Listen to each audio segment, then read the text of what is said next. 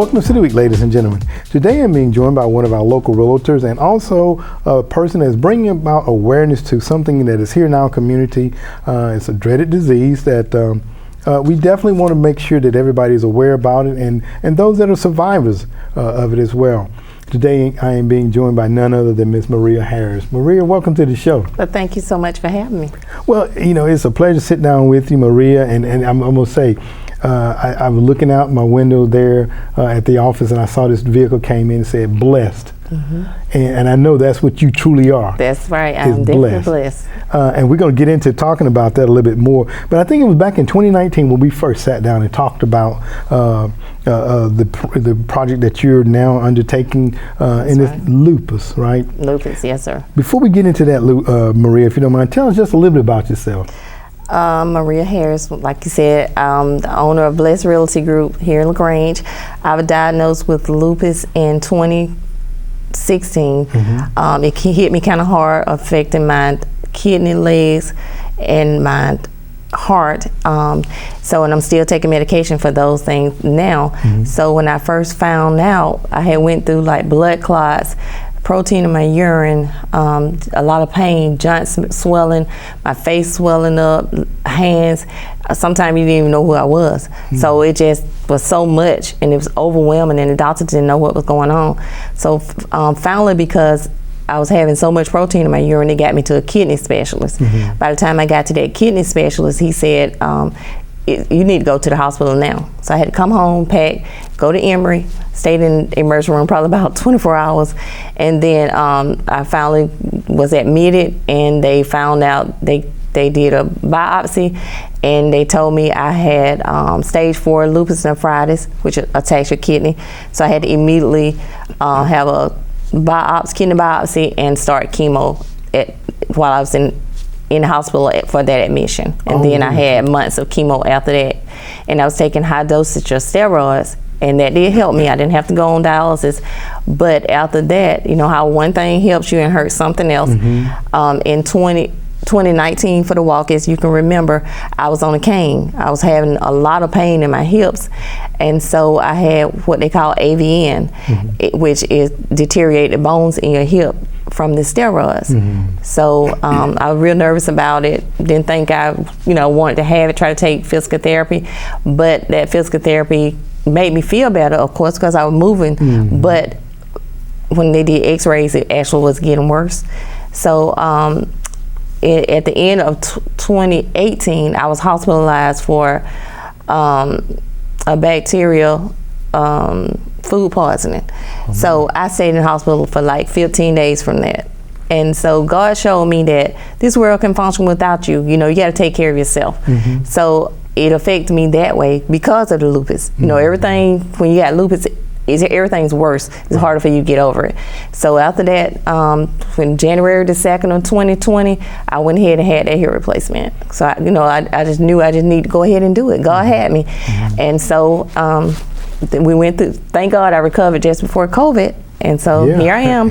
I'm doing better. I still go through pain, experience different things, still on medication, heart medicine, kidney medicine for lupus, everything, but I'm doing much better, and I just want to be here to encourage somebody else that God brought me through that, so I know that He can do the same for them. Absolutely. You said all of that, and so much news that you were faced with within a 24-hour period of time. Yep. From being diagnosed with lupus, kidneys being attacked, and all those various things, having mm-hmm. to go on steroids and things of that nature. And like you say, you're truly blessed and here today to talk about it. Mm-hmm. And now you also, and 2019 was the first one, and then of course 2020 you didn't have a walk, and then 2021 I guess things were still kind of because you don't want to make sure you put people in harm's way. Right. So this will be the second annual Lupus Walk. But before we get to that, you now have come up with a name for your organization. Talk a little bit about the name of it. The name of it is 50 Shades of Pain, mm-hmm. and so we have became a nonprofit now. We are a nonprofit, 50 Shades of Pain Incorporated. Mm-hmm. I named it 50 Shades of Pain Incorporated because it's definitely a lot of pain and suffering with lupus, and it attacks everybody differently.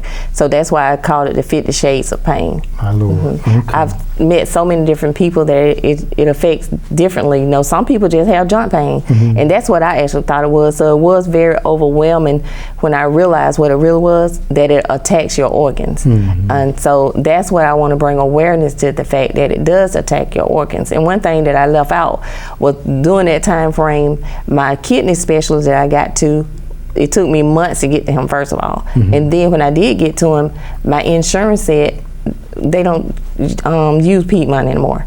And so that was very overwhelming. So I had to go to Emory. When I got to Emory and finally got in the emergency room, they said they didn't even see what my doctor at Piedmont was seeing. So it was very stressful. My husband and I was in tears because I was having chest pains. That's the first thing they had to do was do a chest x-ray to make sure everything's okay. So I was going through so much. And so that's one thing people don't realize. Different insurances and stuff, and you got to go to one, you know. In their network. In their network. That's a lot. And it can be very expensive also. Because when you first find out, they diagnose you one way, the medication not right, and then you know, get another diagnosis. So it can be financially stressful as well. You know, you were talking about so many things there. You know, it's financial, you know, draining, it's stressful, you're not feeling well, you're getting frustrated, all of the above, you know. That's right. But, you know, through it all. God brought me through it. That's right. Through it all, you're here today. And you know, you were saying, talking about some of the symptoms, you talking about how your face is swollen, your legs are swollen. And then I think, you know, sometimes when people get those symptoms, they don't necessarily think anything about it a lot of times. And they may just brush it off with something else. You know, when those things started happening to you, immediately when it started getting more tests done, correct? At first, I didn't know what was happening because I was like coming out my house and I just fell. And my husband was like, but you didn't trip. And I didn't trip, my legs just went out. And then another time I was in the bathroom and I couldn't get up. And I was at home by myself, so I just started praying. Eventually I was able to get up. But see, I didn't pay any attention to that. So I just want everybody to listen to your body. Start, you know, if something don't seem right, go and get tested. Because it takes a while to get the right diagnosis. So you want to get it early instead of, you know, by the time we got to mine, I was in stage 4. So we don't want that to happen to anyone else. And that's what we're here today to do, because we want to continue to bring about awareness to this. The second annual Lupus Walk fundraising event. Talk about that for us, Maria. We will have the second annual Lupus Awareness Walk on May the 21st at Granger Park and Field. Last year we had it at, in 2019 we had it at the stadium, but we changed it to the track and field. This year we'll have more space, you know, with the different tracks for everybody to walk. We want to keep everybody safe. We will have a DJ there. We're going to have live survivors that's going to be giving their testimonials. And as well as we do have a survivor that I met a few weeks back that's in need of a kidney. She has the same lupus that I have, which is lupus nephritis, that has attacked her kidneys.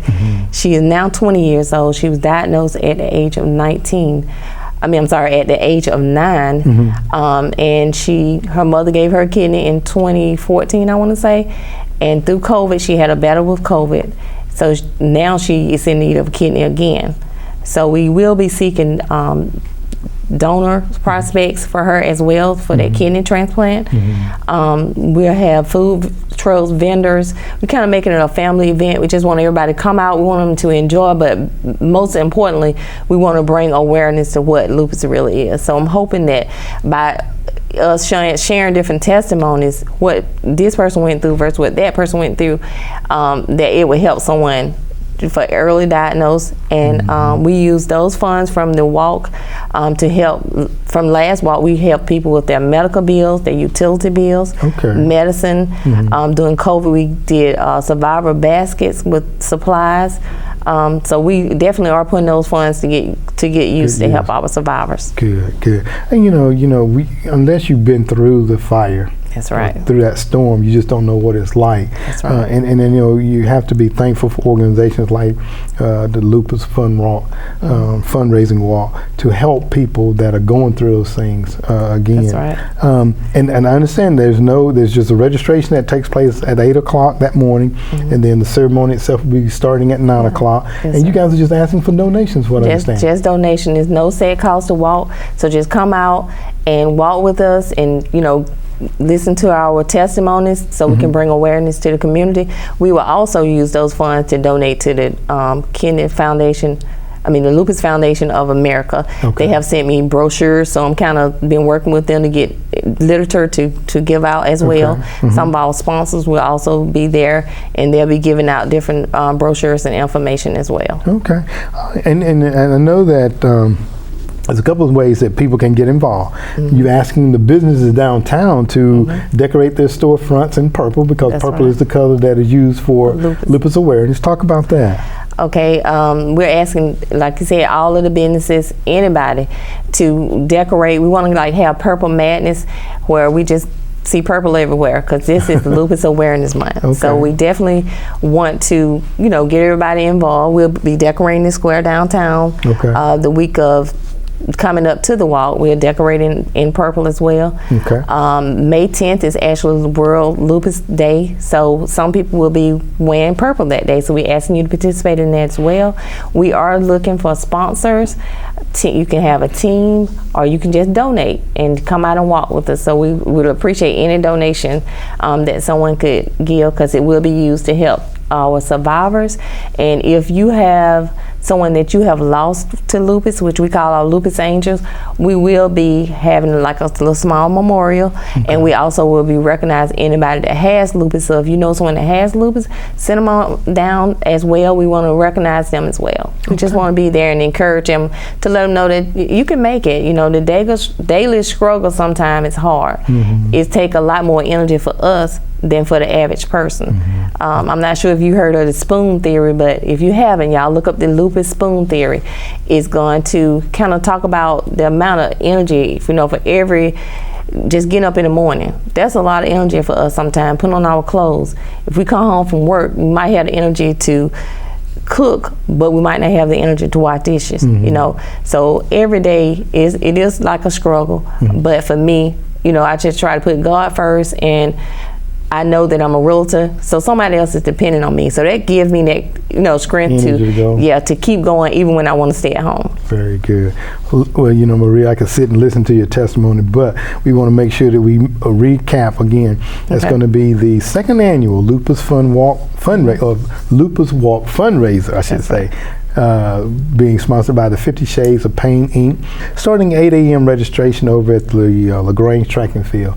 Maria, I just want to thank you for coming on and sharing once again. And it is truly an honor and a blessing to sit down with you. And I do remember when you came the last time, the first time you were on the walk, and today how you're moving a whole lot better. That's right. Thank God. A whole lot better. That's right. So thank you very much. And I know that our community, being the caring and giving community that they are, and we're going to come out and support, and the donations will come in. So thank you once again. Thank you so much for having me again. All right, thank you. Ladies and gentlemen, stay tuned for more City Week coming up in just a moment.